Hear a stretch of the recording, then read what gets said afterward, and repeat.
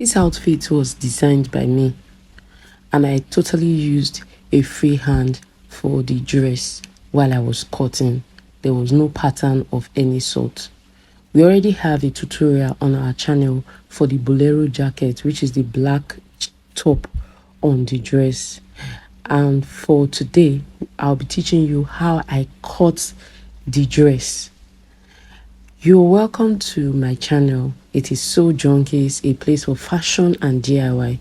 So the first thing you would want to do is to fold your fabric into 4 using your hip measurement divided by 4 plus 2 inches. That's 1/4 of your hip measurement plus 2 inches, so that you don't have any excesses that you'll be cutting out. Just use that and you thank me later. So once I'm done with that, the first thing I take 2 inches at the hem. Then from that 2 inches, I take the long length, the full length of the dress.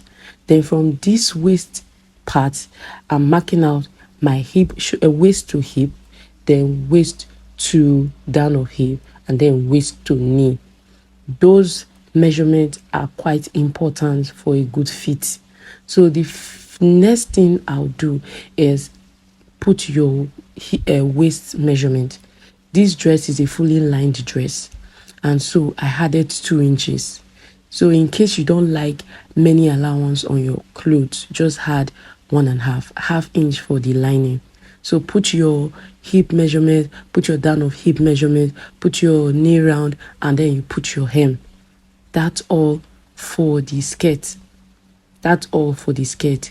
Your hip measurement, your knee line, your down of hip measurement, where your butt ended is your down of hip measurement, and you can actually get that by putting a tape on your waistline to your where your butt ended. For me, is 12, and then your waist to your hip line. For me, it is 9. So you ought to know those measurements before you proceed with this tutorial. So now I'm done fixing all the measurements at the right places with the sewing allowance. Don't forget, I added 2 inches allowance. It is going to be a lined dress, and the lining will also take out some inches. I use half inch, give or take half inch, to line my clothes. So once half is out, you are left with 1.5. So that 1.5 is enough to deal with. But if you just want 1 inch to be left after the lining, you can use 1.5. But in the case that you don't really like allowance like that, you can also make use of 1 inch. So the next thing I'm going to cut now is the back. Don't forget, it is a gown, but it has a joining at the waist. So we're cutting it skirt and the bodice part. So what I use for my zipper allowance is 1.5. Half inch for the lining, and then I'm left with 1 inch. If it's too much for you, you can reduce it down to 1 inch, so that by the time you are done sewing the lining, you have half inch.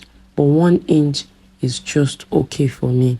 So the next thing I'm going to do is I'm going to create that slant at the back that reduces the bulge on our back and also create a nice fit at the back. So what I do is I'll take a half inch from the zip allowance and then measure 7 inches down from that waistline point and then slant to it. That one is done. It is done. So please, if you have watched this far and you haven't subscribed, please subscribe. We have a lot more content on our channel that will be of immense benefit to you. So here I'm just showing you that in the case that you want to create a contour at the back, you also, that contour has to be from that, just like I slanted this waist part, we're going to slant from that down of hip. We're going to create that contour from that down of hip. That contour will not make the fullness of your butt. Mind you, this one is always better for those that has a well-rounded butt. Like, you don't have a flat backside. It will just make sense. Why create a contour where there is no need for contour? But if you have a rounded butt, I'm not talking about the hip now. If you have a rounded butt, a full butt, this will definitely be of help for you. So what I did is I took half inch away from the down of hip, and I just slanted it down to the hem of the skirt, and I created that curve at that place. So what the next thing I did is to add 1 inch to the back allowance. I didn't add that allowance to the front, so I'm adding it to the back at that side, like so. So it's very simple. If you do your skirt this way, you are most likely going to get a very perfect fit. I tell you, I have done this several times. This is like my go-to form of cutting. It's really fast, it's easy, and you get a good fit from it. So I'm done with all that. I'm just cutting out all my markings for the contour. So don't forget that contour will make more sense if you have a well-rounded butt, or if you just want your butt to be perfectly contoured at that back, where the skirt is just like showing, just giving the best fit, a very good fit that you would want. So that's all for this, and we are going to set it aside. Don't forget to mark your fabric. There are some fabric it's quite difficult to tell the front from the back, so the best thing is at the point of cutting, you just make a mark on the part that is front and the part that is the back. So while progressing, the next thing I'm going to do, you see that design in front, I had this fabric and I wanted to just have a touch of red on it, and really it came out very well. That's why I always say it is good to be creative. It is good to always add a touch of your creativity to whatever you are making. What is the difference between making clothes for yourself and someone else making it for you? You can actually tweak a style to your preference. You can actually modify a style to your preference. If you don't like the way the sleeve is, you can change it to another sleeve. If you don't like the design of the neckline, you can change it. You can change the neckline to your preference without having to distort the entire design. So that's just one advantage of making clothes for yourself. You really see a trendy style and you're like, it's really beautiful, but I don't like the neckline. It's really beautiful, but I don't like how it's the sleeve. I'll prefer a particular sleeve, and then you tweak it.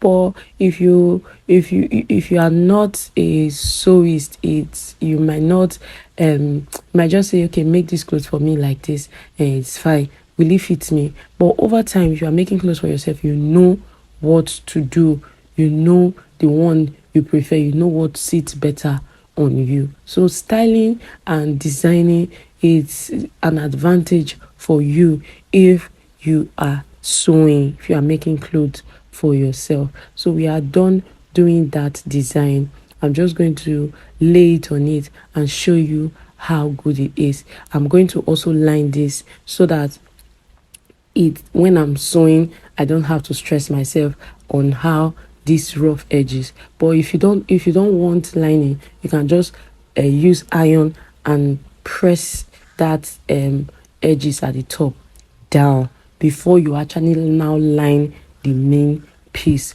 So here now I'm going to cut the breast tube part, which is the upper part of the dress for the front. So what I usually do, okay, the first thing I do is to mark out that top part. Most times we make the mistake of adding this part to the outfit, to whatever we're cutting.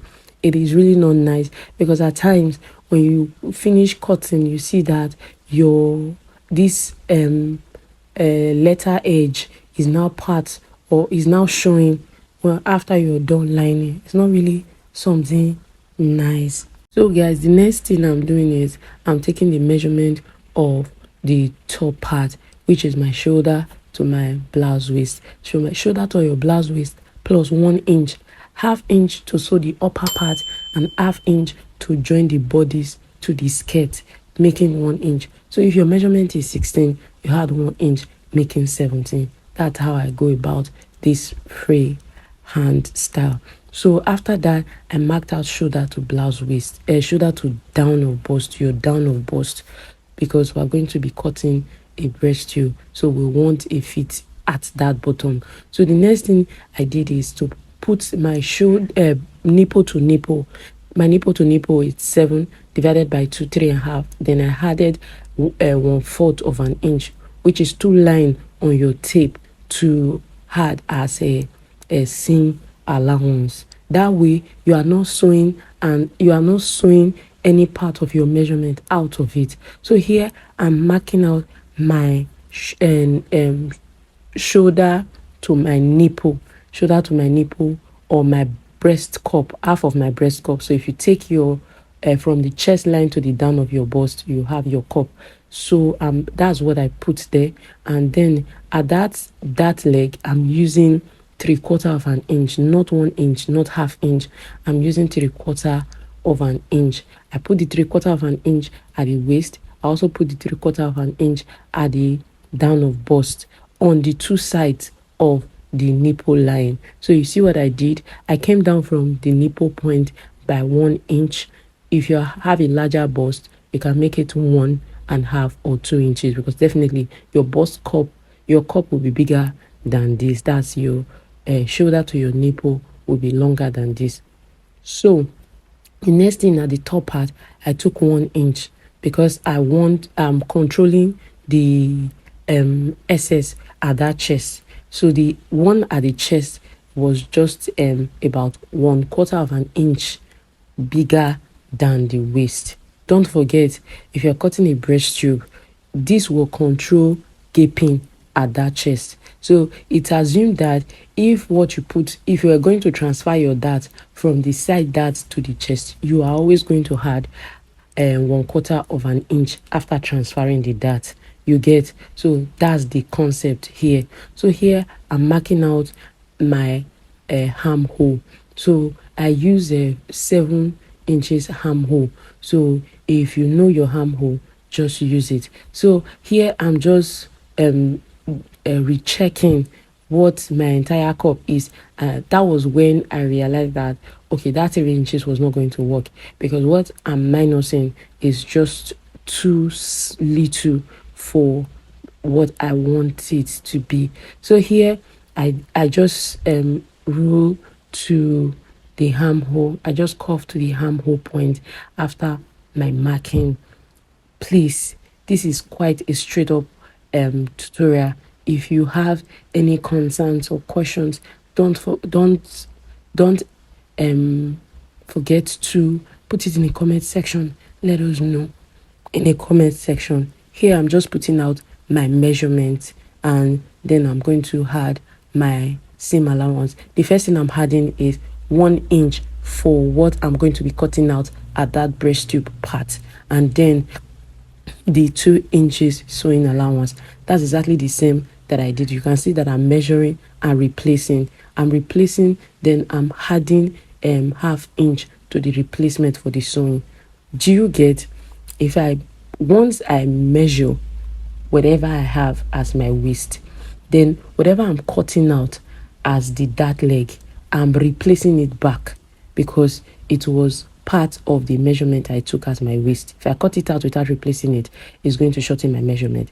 Then after that, I will add the allowance for joining this middle part. Then before adding that 2 inches that I've been adding since. Do you understand? So it's just that it's not really confusing, but if it confuses you, please let me know. Let me know in the comment section. That way I can help you with your questions, and others who might have similar issue might learn from my answer to you. So here we're done with the breast tube cut. We are done with the breast tube markings. So I'm just cutting everything I have out. I'm just cutting everything I have out, and then I'm just showing you that yes. So what at this point I just had to remeasure to be sure that it looked smaller, because when I was putting that cover, I remember that I did not put any measurement. So I realized that I needed extra 1 inch, because once I cut out that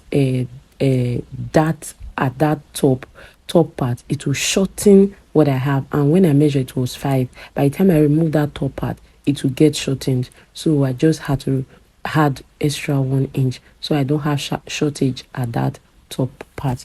So if you haven't subscribed, please, we are doing so much good work on this channel, and it won't be nice if you miss out on it. We're definitely promising you that your sewing is going to improve if you keep following us. You cannot keep following us for 3 to 6 months and you don't have improvement on your sewing or your ability to actually sew trending styles. So this is it. You can see the curve is beautiful. Everything is just set and very, it was well done. So please, if you've gone this far, give us a like, comment, let us hear your thought about this. So that measurement I had there is the measurement for the back. I just measured that for the back. That's what we are going to be using for the back. So the first thing I always do when I want to cut the back is to actually mark out my zip allowance. And like I said, when I was cutting the skirt, I use 1.5 inch zip allowance for most clothes that I am adding a lining. So the next thing is I'm measuring out that part that was I measured for the front. That's going to be where my back measurement will stop. That's my entire back.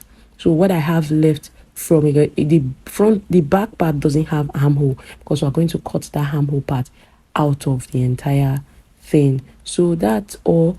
And I'm marking the waist.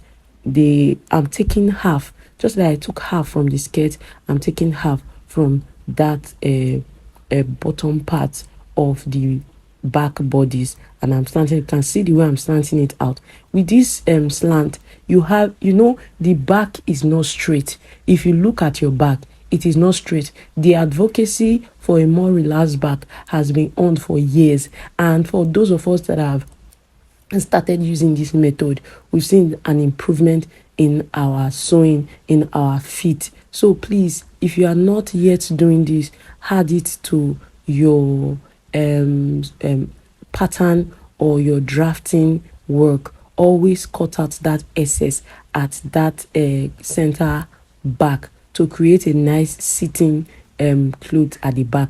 If it will reduce budge and it will reduce skews. I don't know if you see some people's clothes, it's budging. Two problems: the back length is too long, and the this particular one wasn't done. So the next thing is I'm cutting out the strap. I need about 9 straps. Yes, 3 for one sleeve and 3 for the other sleeve. And then for the neck line, I also had a weave there. So I've shown us how to do this weaving for previous tutorial, Caribbean dress to be precise. You can go on the channel and check how I made that weave. Sorry for this tutorial, I'm not going to be showing how the dress was made, because I actually lost the video, but I thought to show you this cutting. So if you are not a beginner, you know what to do. Just cut out your lining on each of the pieces, add a pad to the pieces, to the top part if you want, and you have yourself a very beautiful dress added to your wardrobe, and you are good to go. So you can see what I did. It is not a big deal. Once I sew each pieces, the next thing is to add it together at the tip, and I just braid. Braiding sleeves are very beautiful and they are chic. So that's how I came about this braiding. So please, if you haven't subscribe, please. You can see that part I just got out. This is it. So this is what we have, and I just added beads to add a little embellishment to it. We thank you so much for watching today. We love you. Bye.